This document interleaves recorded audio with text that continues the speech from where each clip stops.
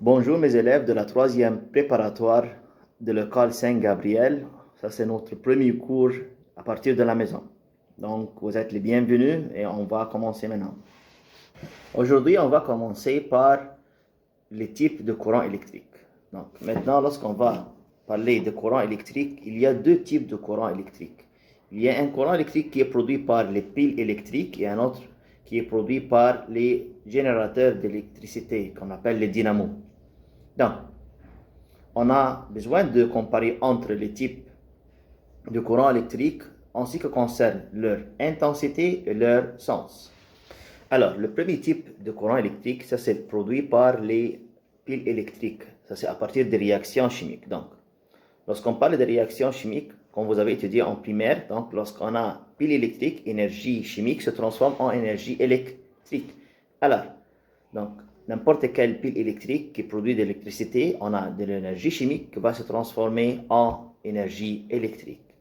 Pour l'autre type, qui est à partir des générateurs électriques, on peut dire que, comme vous avez étudié en cinquième primaire, je pense, qu'à partir de l'énergie mécanique, on produit de l'énergie électrique. Lorsque les dynamos commencent on commence leur mouvement, donc on va avoir énergie mécanique. Et cette énergie mécanique, à partir de certaines opérations, va se transformer en énergie électrique. Parfois, on peut utiliser au lieu de l'énergie mécanique, l'énergie cinétique, parce que sur la surface de la Terre, l'énergie mécanique a même sens de l'énergie cinétique. Donc, on peut dire l'énergie mécanique va se transformer en énergie électrique, ou bien l'énergie cinétique va se transformer en énergie électrique. Pour les piles électriques, voilà, j'ai une pile électrique dans ma main maintenant. Donc, cette pile électrique, elle a une pôle positive et un pôle négatif. Donc, à partir de ce pile électrique, il se produit un certain courant électrique. C'est clair?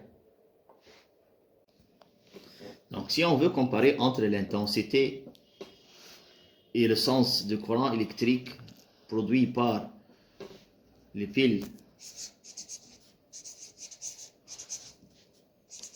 électriques,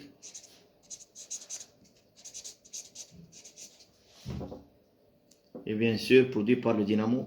Donc, les piles électriques produisent un courant. Si on va faire la relation entre l'intensité du courant et le temps, on remarque que avec le coulement du temps, l'intensité reste toujours constante.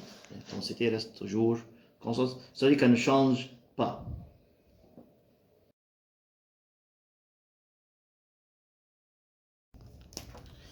Pour le courant électrique produit par le dynamo, donc ça c'est par le générateur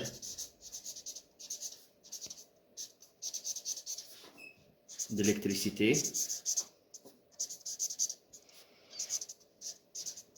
bien on l'appelle dynamo.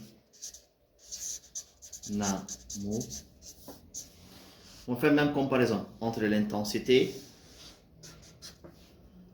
du courant et le temps.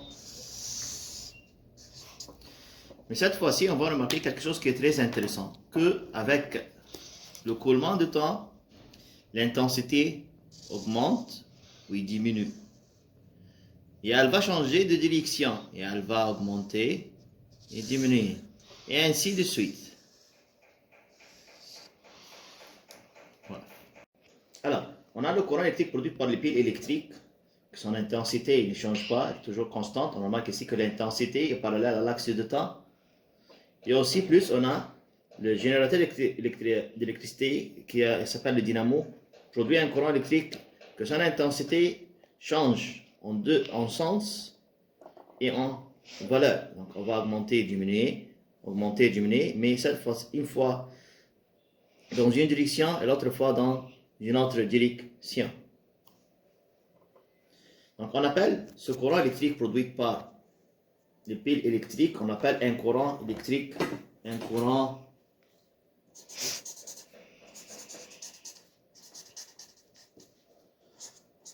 continu. Ça veut dire que son sens ne change pas et son intensité ne change pas à son tour. Pour le courant électrique produit par le générateur d'électricité,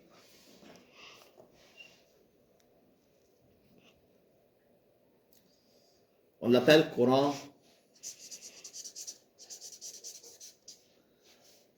alternatif. Alternatif veut dire que variable, parce que son sens est variable et aussi plus son intensité est variable.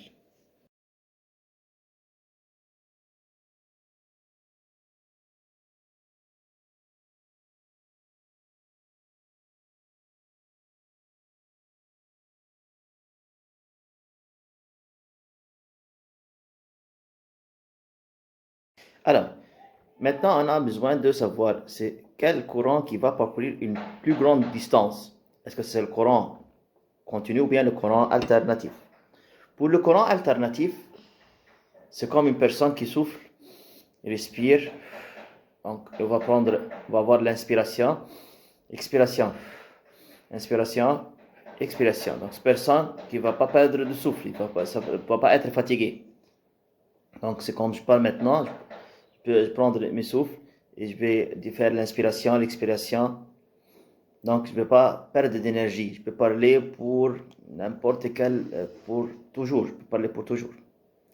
Mais imagine-moi qu'il y a quelqu'un qui va avoir un problème avec l'expiration et va prendre une inspiration. Avec une seule inspiration, va continuer sa parole. Donc, il va parler blablabla. À la fin, il ne va pas continuer. Pourquoi? Parce qu'il va perdre de l'énergie. Ça, c'est le problème avec le courant continu. Le courant continu, intensité qui est constante, fixe, qui ne change pas. Donc, il va, avec l'écoulement de temps, l'énergie sera perdue. Mais pour le courant alternatif, qui change l'intensité, il ne va pas perdre d'énergie. Donc, il peut parcourir de grandes distances. Deuxième partie de notre cours aujourd'hui concerne le montage des piles électriques. Comment on va monter les piles électriques? On va en mettre les piles ensemble dans un circuit électrique. Et comme vous avez étudié en 6e primaire, il y a deux types de montage. Il y a un montage en dérivation, ou bien on l'appelle montage en parallèle, ou bien un montage en série. Maintenant, on va voir la différence entre montage en parallèle et montage en série. Pour n'importe quelle pile électrique, on a toujours un pôle positif et un pôle négatif. Donc, lorsqu'on va dessiner une pile électrique dans un circuit électrique, on va représenter le pôle négatif par un petit trait et le pôle positif par un grand trait. Pour le montage en série et le montage en parallèle, le montage en série, on va remarquer que toujours le pôle positif est relié de la première pile est relié au pôle négatif de la deuxième pile et on va passer d'une pile à l'autre, toujours que le pôle positif sera relié au pôle négatif. Et enfin, on va voir le pôle positif de la dernière pile relié au pôle négatif de la première pile. Pour le montage en parallèle, on va avoir tous les pôles négatifs de plusieurs piles seront reliés ensemble et tous les pôles positifs seront reliés de l'autre côté ensemble à leur tour. Ce qui nous intéresse ici, comment calculer la FEM totale de plusieurs piles reliées ensemble, soit en parallèle, soit en série.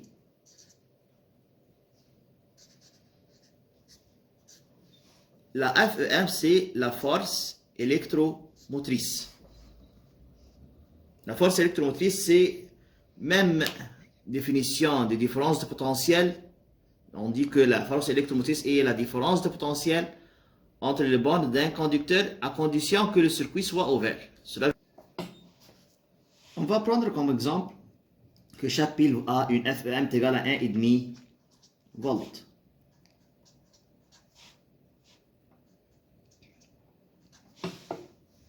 Et même cas ici, que chaque pile ici a une valeur de FEM égale à 1,5 volts.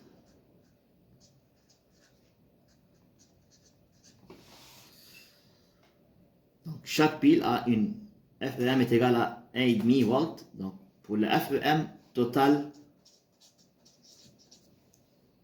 de ces piles ensemble sera égal à la somme des FEM des 3 piles. Donc on a 1,5 plus 1,5 plus 1,5.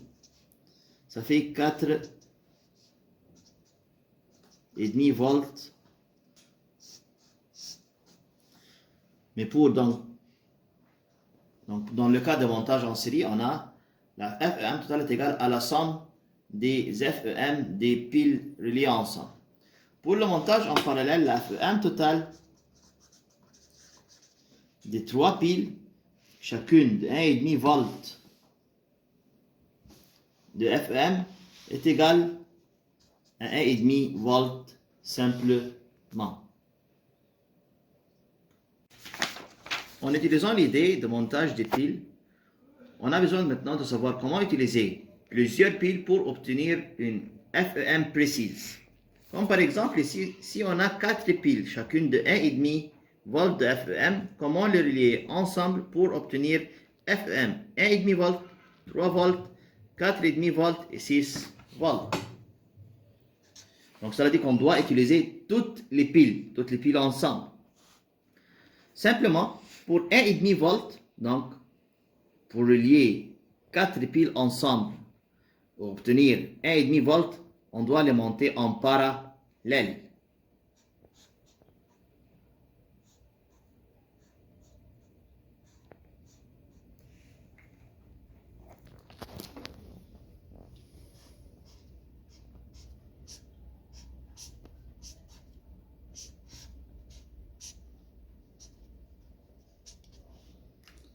Comme ça, on va avoir FEM total est égal à 1,5 volts.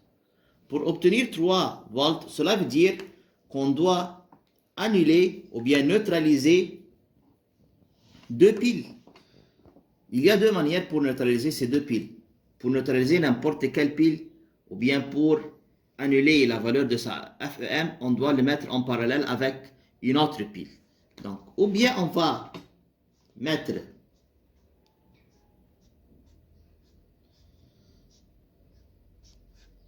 deux piles ensemble en parallèle, on va avoir valeur de 1,5 volts, en série avec 2 autres piles en parallèle.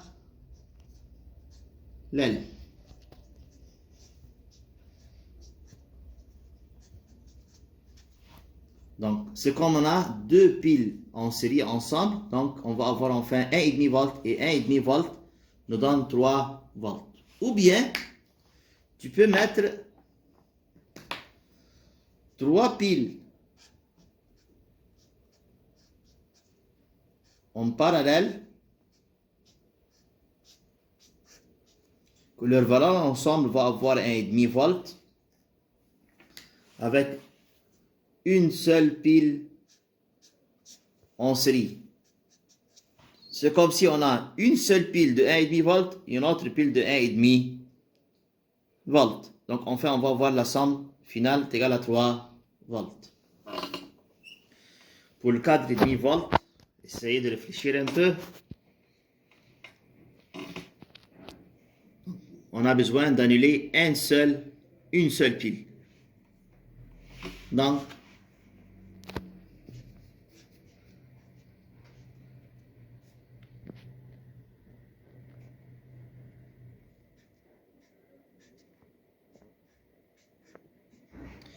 ici, on va mettre 2 piles en parallèle. C'est 2 piles comme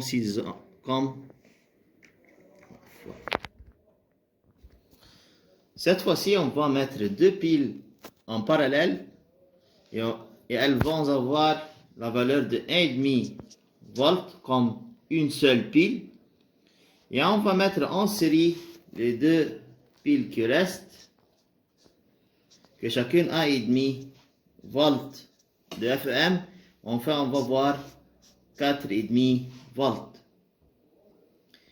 Et pour obtenir 6 volts, à partir de 4 piles, on doit les mettre simplement en série tous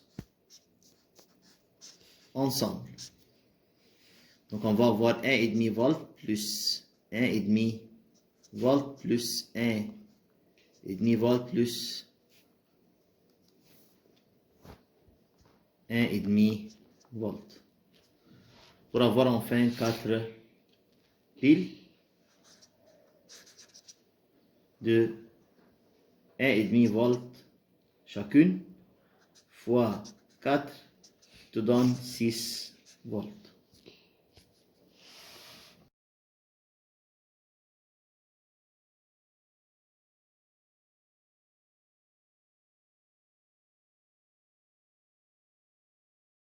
Enfin, merci pour votre attention et n'oubliez pas de faire le devoir qui se trouve à la page 44 à partir du livre scolaire. Et je vais mettre ces réponses sur le site internet de l'école le lundi, Inch'Allah. Merci pour votre attention.